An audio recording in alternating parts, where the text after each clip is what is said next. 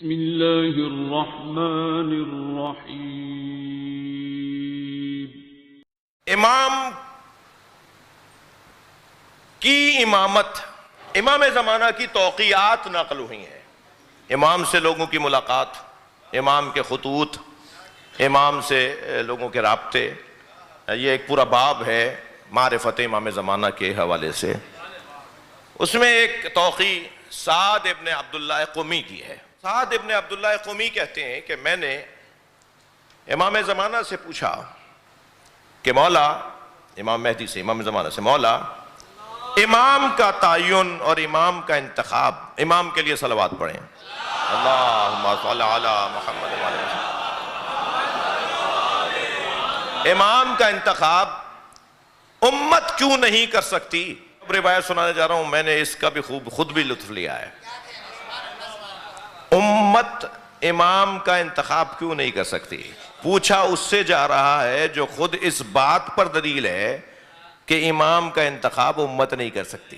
سارا عالم اسلام متفق ہے کہ ایک وجود آنے والا ہے جن کا نام مہدی ہے، جن کے آنے کے بعد زمین عدل و انصاف سے پر ہو جائے گی، جن کے آنے پر ظلم و جور کا خاتمہ ہو جائے گا، جن کے آنے پر برکتیں ایسے رہیں گی کہ کوئی جاہل نہیں رہے گا، کوئی بھوکا نہیں سوئے گا، لوگ صدقہ لے کے مستحقوں کو ڈھونڈیں گے۔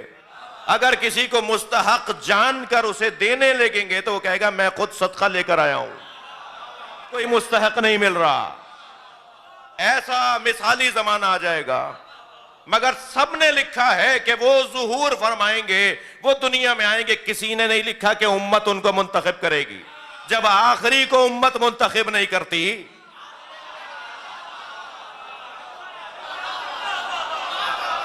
صلوات پڑھیں محمد و آل محمد پر۔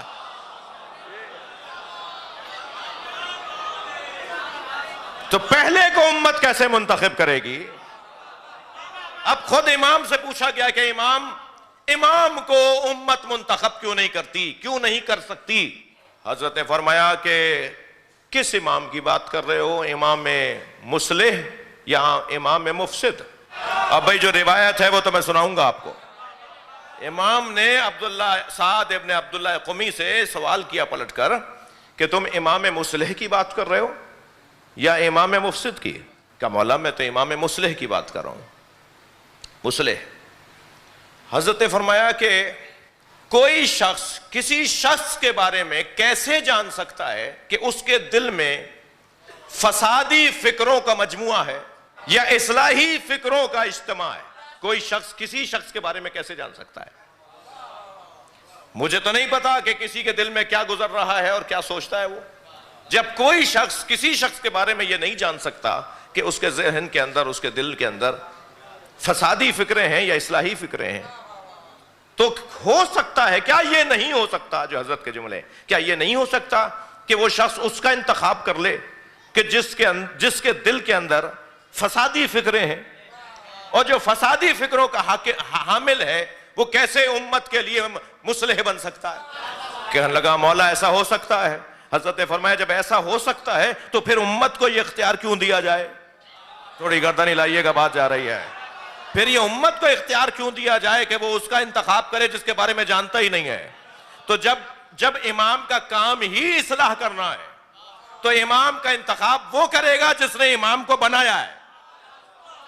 جو دلوں کا حال جانتا ہے وہ بتائے گا کہ کون مصلح ہے۔ تو امام مہدی کا برہان، یہ برہان مہدوی علماء نے اس کو نام دیا ہے امامت کے باب میں۔ برہان مہدوی امام زمانہ کی دلیل، امام مہدی کی دلیل امامت کے بارے میں کہ امام کو کون منتخب کر سکتا ہے، خود یہ امام زمانہ کی دلیل، اور خود امام زمانہ دلیل امامت ہے کہ ان کا انتخاب جب امت نہیں کرے گی، ان کا انتخاب اللہ کرے گا۔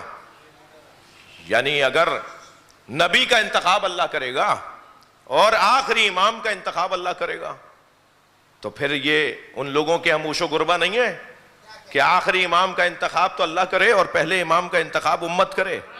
تو آ جائیے اس دروازے پہ جہاں پہلے امام کا انتخاب بھی اللہ کرتا ہے۔ غدیر کے میدان میں آواز دے کر کہتا ہے بلغ ما انزل الیک من ربک، اے میرے حبیب پہنچا دو وہ جو ہم نے تم پہ نازل کیا ہے، ان لم تفعل فما بلغت رسالتا، اگر یہ نہیں پہنچایا تو کچھ نہیں پہنچایا۔ تو پہلے امام کی امامت بھی اللہ کے ہاتھ میں ہے، اور آخری امام کے امامت کا اعلان بھی اللہ کے ہاتھ میں ہے۔